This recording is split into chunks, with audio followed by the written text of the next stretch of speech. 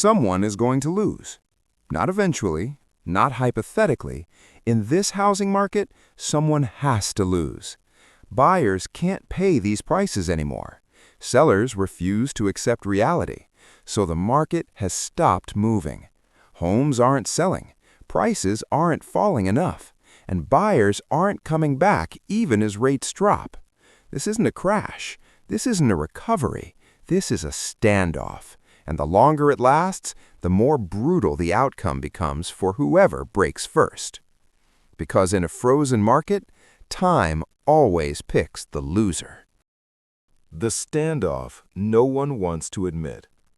Right now, the U.S. housing market isn't broken in the way people expect.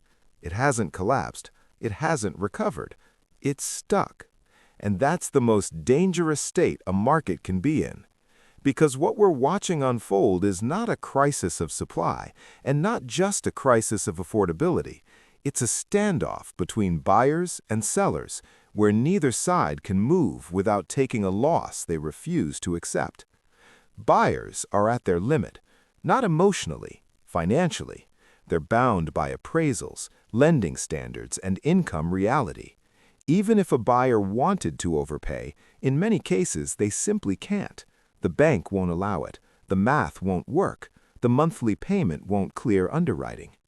Sellers, on the other hand, are anchored to a completely different reality, one shaped by the last 3 years. They remember what their neighbor got in 2022. They remember bidding wars. They remember selling above asking, sometimes 6 figures above. So today, selling for less doesn't feel like a transaction. It feels like a loss. And psychologically, most sellers would rather not sell at all than accept that loss. That's the core tension freezing this market. The data is starting to reflect it. Pending home sales, not closings, but contracts signed, just dropped sharply. Down nearly 10% month to month and down year over year across every single region of the country. Not just one weak market, not just seasonal softness, everywhere. Yes, December is usually slow, but this isn't just December. This is buyers quietly stepping back. And almost immediately, the narrative machine kicks in. You hear it everywhere. There's not enough inventory. Rates are the real problem. If mortgage rates just come down, buyers will return. But here's the contradiction no one wants to sit with. Mortgage rates have come down, and buyers still aren't coming back. 30-year rates hovering around 6%, levels that historically would have supported a healthy housing market, aren't moving the needle. Because this isn't a rate problem anymore. It's a price-to-income problem. And more importantly, it's a trust problem. Buyers don't believe prices reflect reality. Sellers don't believe prices need to adjust. So listings pile up. Homes sit longer. Price cuts appear. Quietly, reluctantly, but rarely deep enough to change behavior. Roughly 9 out of 10 listings now show some form of price reduction, and yet demand remains weak, because trimming $10,000 or $20,000 off an already inflated price doesn't restore affordability, it just signals hesitation, and hesitation is contagious. So sellers face a choice: cut deeper or pull the listing. Many choose to pull. They tell themselves they'll try again in spring. They'll relist when buyers are back. They'll ask for more, not less. But the market doesn't care about hope. It responds to pressure. And right now, the pressure is building, unevenly, because buyers have something sellers don't: time. Most buyers don't have a deadline. They can rent, they can wait, they can save, they can watch. Every month they don't buy, their downside is limited. Sellers, meanwhile, carry the clock. Every month a home doesn't sell, the bills keep coming. Mortgage payments, property taxes, insurance, maintenance. That pressure doesn't show up overnight, but it compounds.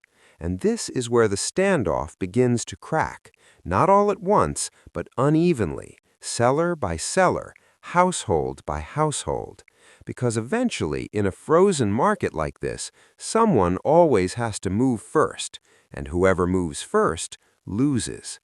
So if buyers are stepping back and sellers refuse to blink, the real question isn't who's right, it's how long this standoff can actually last before something gives. The market with more sellers than buyers. Right now, the U.S. housing market is flashing a signal we haven't seen in over a decade.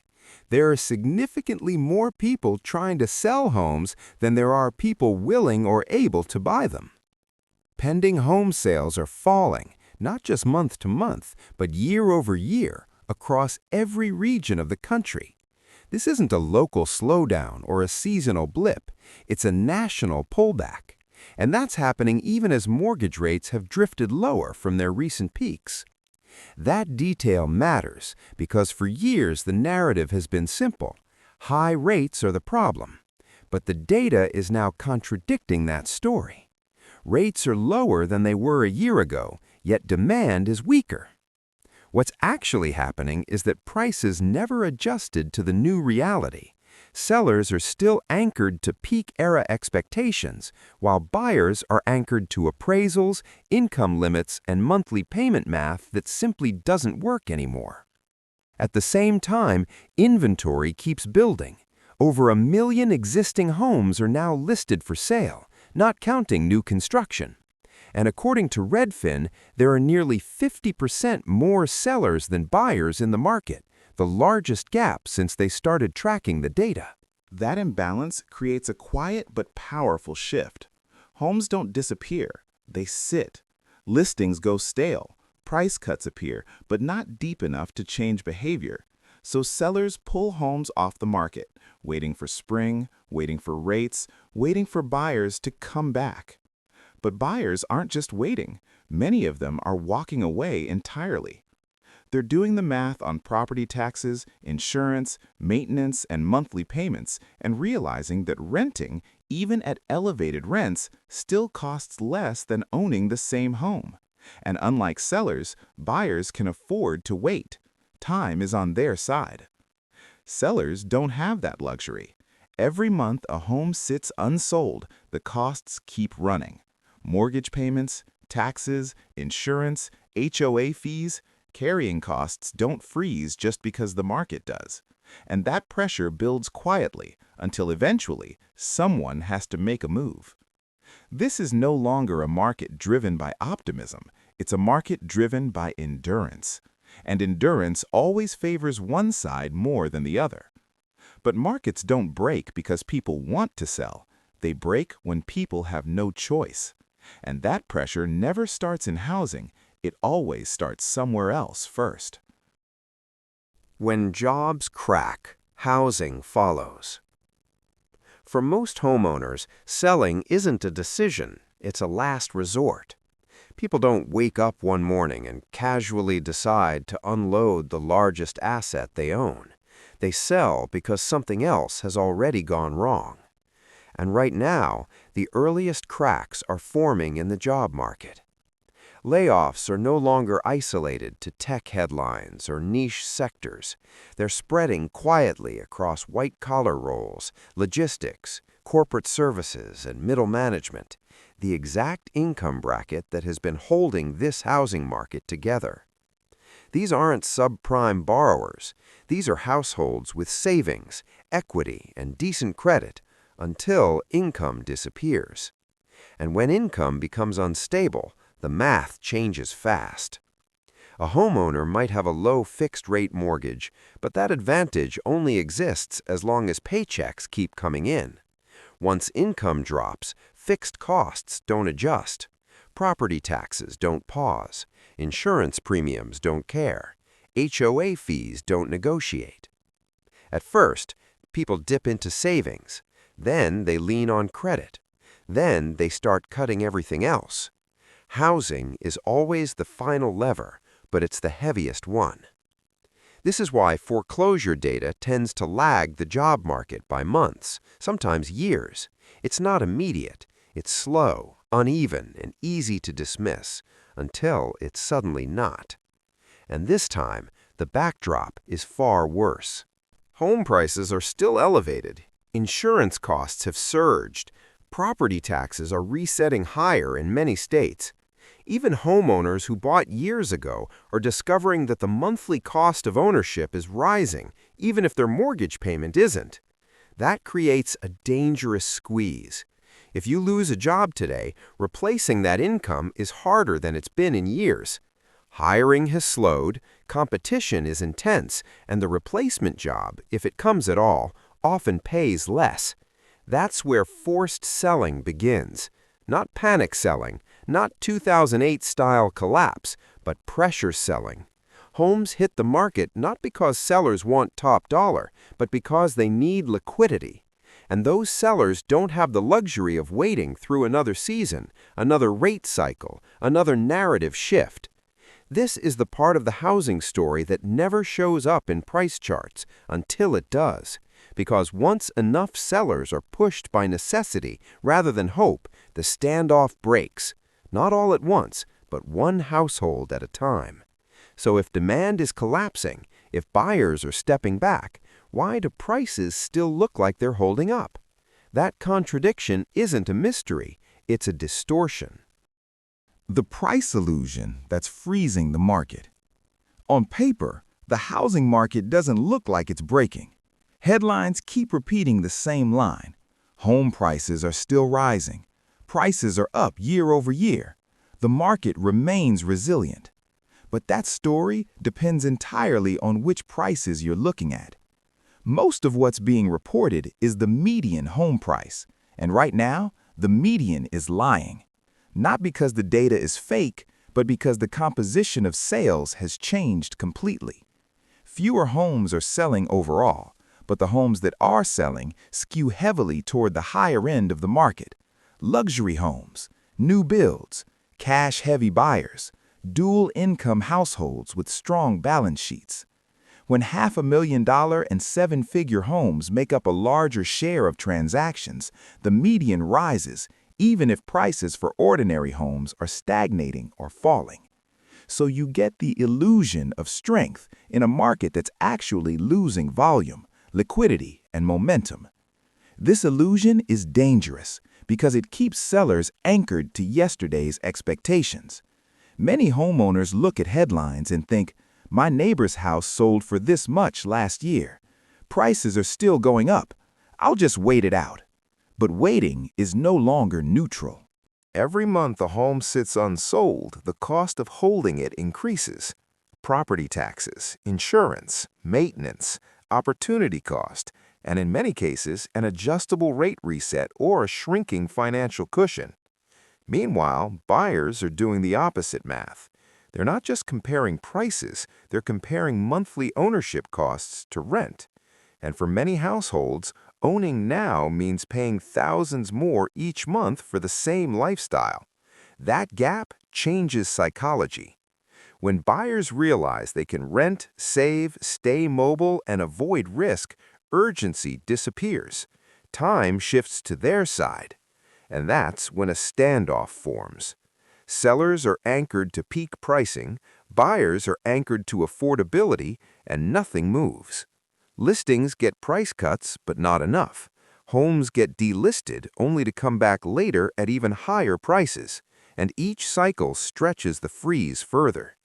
This isn't a crash dynamic, it's a paralysis dynamic. And paralysis can last until something forces movement. The market doesn't resolve because people change their minds. It resolves because someone runs out of options. And that's where this is heading. A frozen market always looks calm on the surface. No panic, no headlines screaming crash, just silence. But silence in housing is never stable. It's pressure building. Time is not neutral. Why sellers break first. In this standoff, both sides claim they can wait. Buyers say they're patient, sellers say they're not desperate. But time doesn't treat them equally.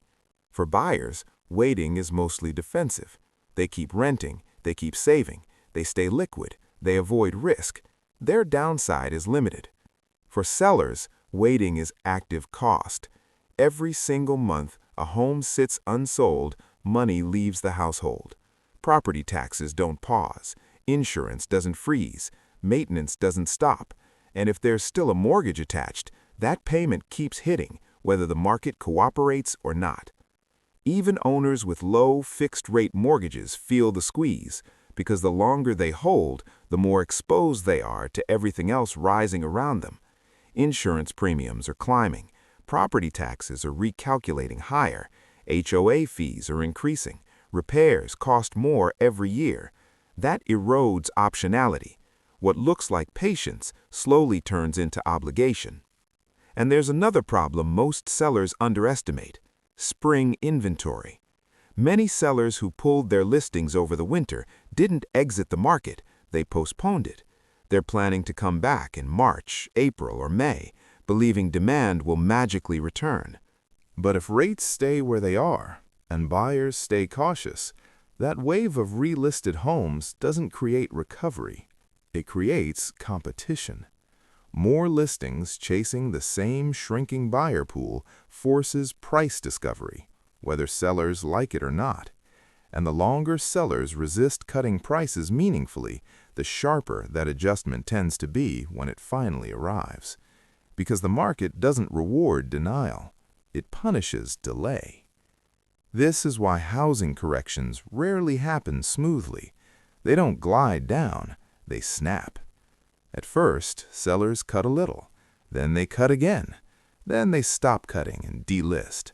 Then something changes: a job loss, a relocation, a divorce, a tax bill, an insurance shock, and suddenly the price moves fast. Not because the house lost value overnight, but because time ran out. Buyers don't face that clock. They can always choose not to buy. Sellers don't have that luxury forever. That's why in every prolonged housing standoff, the side paying to wait eventually gives in. Not emotionally, not ideologically, financially. When time stops being neutral. Here's the part most housing commentary still gets wrong. People keep saying this market is frozen, as if time itself has paused, as if buyers and sellers are simply waiting each other out in some neutral standoff. But time is not neutral in housing. It never has been. Every month that passes affects the two sides very differently. Buyers can wait. They rent, they save, they watch prices soften in specific segments, they observe inventory build, they adjust expectations. If nothing changes next month, their position is largely intact. Sellers don't have that luxury.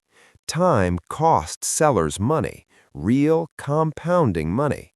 Property taxes don't freeze, insurance doesn't freeze, maintenance doesn't freeze, HOAs don't freeze, and for anyone with a mortgage above ultra-low pandemic rates, neither do payments.